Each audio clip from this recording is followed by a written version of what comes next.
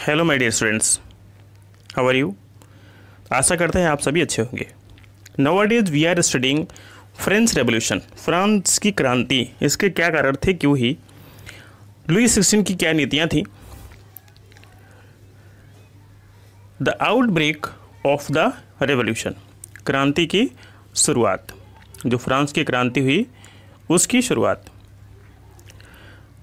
Louis 16 had increase taxes for reasons, you have learned it in previous section. पिछले section में आपने पढ़ा कि लुई 16 ने बहुत अधिक क्या कर दिए थे, कर बढ़ा दिए थे। How do you think he could have gone about doing this.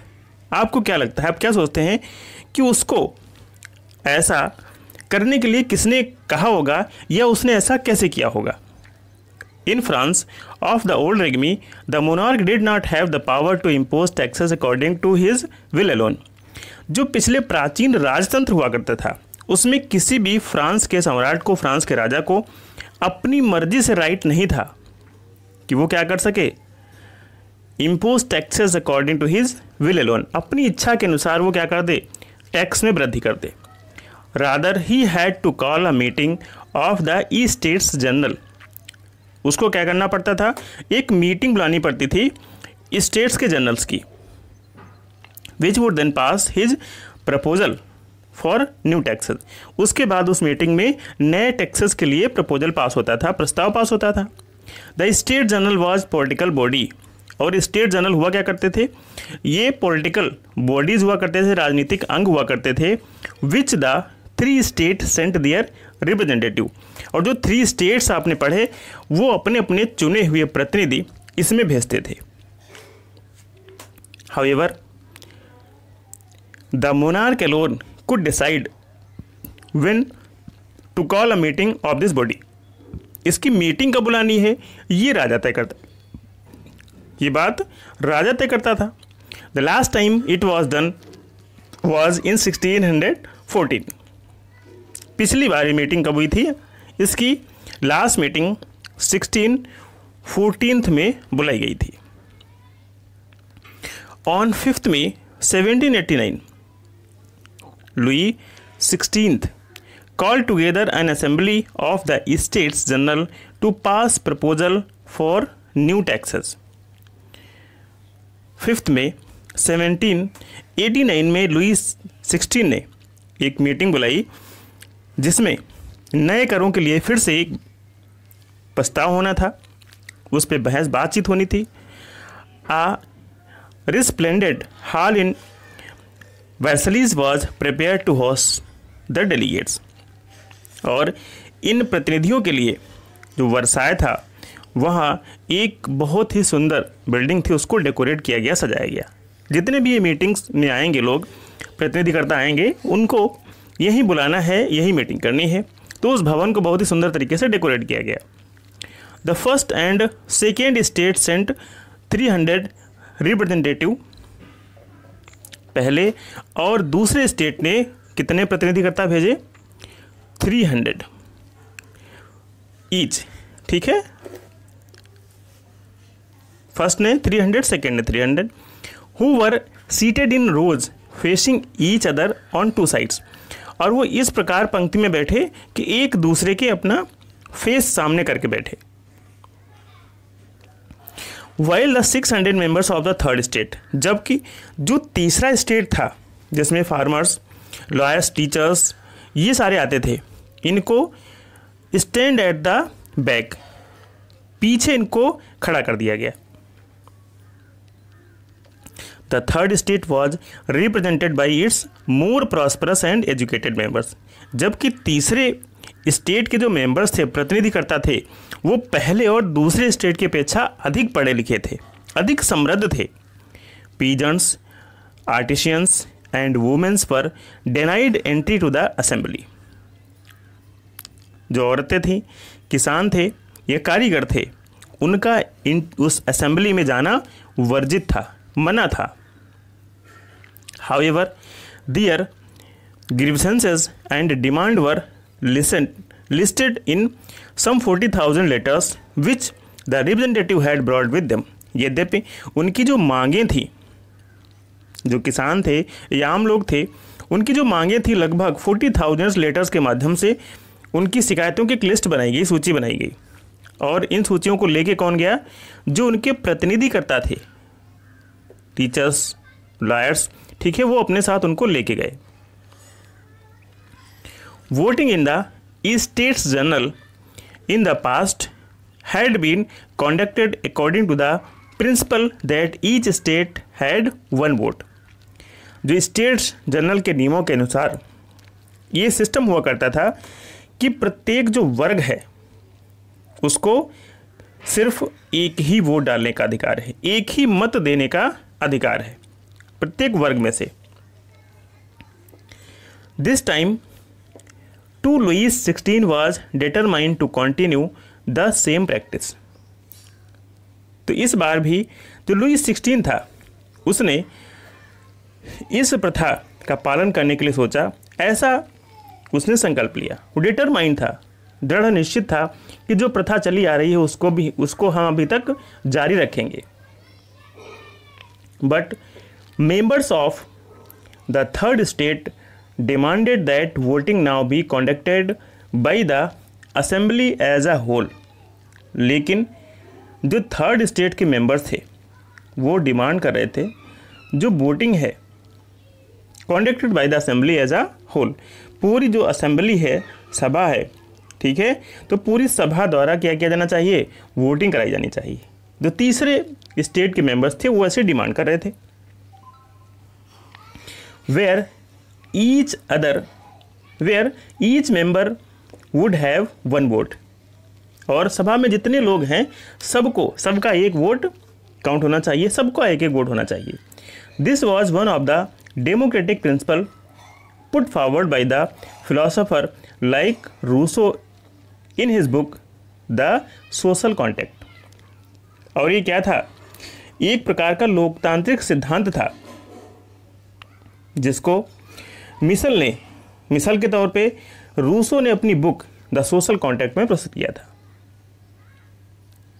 ठीक है, एक प्रकार का सिद्धांत था, ये एक मिसल था जिसको रूसो ने अपनी बुक में भी इंट्रोड्यूस किया था, बताया था, the social contract. When the king rejected this proposal, जब राजा ने इस प्रस्ताव को अस्वीकार कर दिया, members of the third state walk out of the assembly in protest. जो तीसरे स्टेट के मेंबर्स थे वो विरोध जताते हुए सभा से बाहर चले गए, वॉकआउट कर गए। तो आज भी ये प्रथा हमारे भारत में, जो हमारी राज्यसभा लोकसभा होती है, उसमें आज भी विद्यमान है। बहुत सारे लीडर जो होते हैं, अपोजिशन लीडर्स होते हैं, वो वॉकआउट कर जाते हैं, सुना भी होगा आपने अक्सर। तो ऐसे ही यहाँ पे जब तीसरे स्टेट के सदस्यों की बात नहीं मानी गई तो ये सदन से, सभा से वॉकआउट कर गए, विरोध करते हुए बाहर चले गए। The representative of the third state viewed themselves as spokesman for the whole French nation. तीसरे स्टेट के जो प्रतिनिधि थे वो खुद को एक संपूर्ण फ्रांसीसी राष्ट्र का प्रवक्ता मानते थे। On 20th June they assembled in the hall of an indoor tennis court in the ground of Versailles।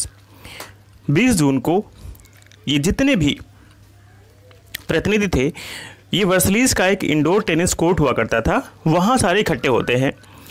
They declare themselves a national assembly and swore not to disperse till they had drafted a constitution for France that would limit the power of the monarch. और इन्होंने वहाँ एक national assembly की घोषणा कर दी और ऐसी कसम खाई कि जब तक ये राजा है, मोनार्क है, इसकी शक्तियों को कम करने का जो संविधान है उसको प्रिपेयर नहीं कर लेते हैं, तब तक हम, जो हमारी असेंबली है, हमने जिसका गठन किया है, वो भंग नहीं होगी, तब तक हम इस असेंबली को चलाएंगे। ठीक है, उन्होंने ऐसी घोषणा कर दी, अपने आप में एक नेशनल असेंबली हमारी है, और कसम खाई कि हम जब तक उसकी जो ताकतें हैं, पावर ऑफ मोनार्क, इनको कम नहीं कर देंगे, तब तक हम इसको भंग नहीं करेंगे। They were led by Mirabeau and Abbe Sieyes. इनका नेतृत्व किसने किया? मिराबेऊ और अबेसियस ने किया। Mirabeau was born in the noble family. Mirabeau का जन्म एक शाही परिवार में, कुलीन परिवार में हुआ था। Was convinced of the need to do with the society of feudal privilege. और लेकिन वह एक जो सामंती विशेष अधिकार होते हैं, ठीक है, उनकी जो ज़रूरतें हैं या उनके जो विचार हैं उनको ख़त्म करने के पक्ष में था। जो फ्यूडल्स परेशान करते हैं तो वो चाहता था, यद्यपि वो कुलीन था फिर भी वो चाहता था जो फ्यूडल्स के नीतियां हैं इनको ख़त्म किया जाए, इसके पक्ष में था। He brought out a journal and delivered powerful speeches to the crowd. उसने एक पत्रिका निकाली और वर्सलाइस में जुड़ी भीड़ के समक्ष जोरदार उसने भाषण भी दिया, बहुत ही जोरदार भाषण दिया। और जो अबेसियस था, अबेसियस कौन था? अबेसियस ओरिजिनली अ प्रीस्ट, एक पादरी था। Wrote a influential pamphlets called what is the third stage. ठीक है, तो उसने तीसरा स्टेज क्या है इसके शीर्षक के तहत एक प्रचार पुस्तिका जिसको पैम्पलेट कहते हैं वो लिखी। While the national assembly was Versailles drafting a constitution, the rest of France seethed with turmoil. जब नेशनल असेंबली जो संविधान का प्रारूप था उसको तैयार कर रही थी, संविधान के एक रूपरेखा को तैयार कर रही थी, तो जो पूरा फ्रांस उस समय क्या हो रहा था? आंदोलित हो रहा था। पूरे फ्रांस में कहीं ना कहीं आंदोलन हो रहे थे। A severe winter, a severe winter had meant a bad harvest, the price of bread rose often, bakers exploit the situation and hoarded supplies. कड़ाके की ठंड के कारण जो फसलें थी वो मारी गई थी। मीन्ट अ बैड हार्वेस्ट, सर्दी अधिक होने के कारण जो फसलें थी वो भी चली गई थी। और जो ब्रेड्स थी उनकी रेट्स बहुत हाई थे, बहुत ही अधिक बढ़ गए थे। एंड जो बेकरी मास्टर्स हुआ करते थे, मालिक हुआ करते थे, वो क्या करते थे? सिचुएशन एंड होर्ड सप्लाईज, वो क्या करते थे? सप्लाई की जमाखोरी, होर्डेड, सप्लाई को बाधित करते थे और जमाखोरी करते थे। After spending hours in long quiz at the bakery, bakery की बहुत लंबी लंबी लाइनों में समय बिताने के बाद, क्राउड ऑफ एंग्री वुमेन, गुस्साई हुई भीड़ में जो औरतें थीं, स्टॉर्म्ड इनटू द शॉप्स, उन्होंने क्या कर दिया? दुकान पे धावा बोल दिया, टूट पड़ी दुकान पे। At the same time the king order troops to move into Paris, तभी राजा ने आदेश दिया ट्रूप्स को, सेना को, कि वो पेरिस में प्रवेश कर जाएं, पेरिस शहर में चली जाएं। On 14 July the agitated crowd storm and destroyed the Bastille, जो क्रूर भीड़ थी उसने 14 जुलाई को बस्टाइल पे भी हमला बोल दिया और उसको डिस्ट्रॉय, नष्ट कर दिया, ख़त्म कर दिया। इन द कंट्री साइड, जो गांव के दूर दराज के शहर पेरिस के गांव देहात के दूर दराज के क्षेत्र हुआ करते थे, र्यूमर्स स्प्रेड, ऐसी अफवाह फैलाई गई, गांव गांव ऐसी अफवाह फैलाई गई that the lords of manor, जो लॉर्ड्स हैं मैन्योर के, उसने क्या किया है? Had hired bands of brigades, इसने भाड़े पे क्या बुलाए हैं? लुटेरे बुलाए हैं, लठैत बुलाए हैं। Who were on their way to destroy the ripe crops, जो कहाँ जा रहे हैं? पकी हुई फसलों को नष्ट करने जा रहे हैं। ठीक है, उन्होंने कहा कि जागीरों के मालिक हैं, उन्होंने भाड़े पे लुटेरे बुलाए हैं और वो आपकी पकी हुई फसलों को नष्ट करने जा रहे हैं। Caught in frenzy of fear, peasants in several districts seized hoes and pitchforks and attached churtaks. इसलिए जो कई जिलों में भय से लोग डर गए, किसानों ने अपनी अपनी कुदालों से, और जिनको बेलचे कहते हैं, ठीक है, चैत्यू, उनसे क्या कर दिया? आक्रमण कर दिया। Pitchforks and attacked chateaux, कुल्हाड़ियों से बेलचों से हमला कर दिया। They looted hoarded grain and burn down documents containing records of manorial debts, और उन्होंने जो भंडार थे उनको लूट लिया और जो उनके पास कागज दस्तावेज थे, ठीक है, उनको भी जला दिया। Large number of nobles fled from their homes, बहुत बड़ी मात्रा में जो कुलीन वर्ग था वो अपनी अपनी जागीरें छोड़ के भाग गए। Many of them migrating to neighbouring countries, और बहुत सारे पड़ोसी देशों में चले गए, वहाँ जाके शरण ले ली। Face with the power of this revolting subject, ये जो विद्रोही ताकत थी प्रजा की, इसका उसने अनुमान लगा लिया। किसने? लुई 16 ने।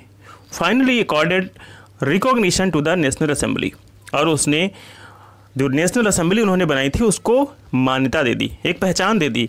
एंड एक्सेप्टेड, और स्वीकार कर लिया, the principal that this his power wood from now be checked by a constitution, कि उसकी जो ताकत है, पावर है, उस पे अब संविधान का अंकुश होगा। संविधान उनकी ताकत पे, पावर पे रोक लगा सकता है।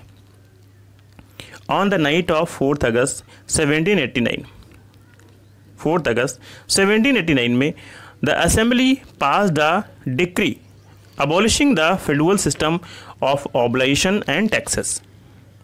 4 अगस्त 1789 की रात को असेंबली ने जो कर लगे हुए थे, ठीक है, और उनके जो सामंती व्यवस्था में कुछ लोग बंधे हुए थे, ठीक है, तो उनको ख़त्म करने का एक आदेश पारित कर दिया। Member of the clergy to were force to give up their privilege, और जो धार्मिक कर हुआ करता था, जो पादरी वर्ग लेता था, ठीक है, तो जो उनके विशेष वर्ग के अधिकार होते थे उनको भी छोड़ने के लिए कहा गया। जो भी उनके प्रावधान थे, force to give up their privilege, clergy के जो सदस्य हुआ करते थे, पादरी वर्ग, उनके अधिकारों को भी छोड़ने के लिए कहा गया।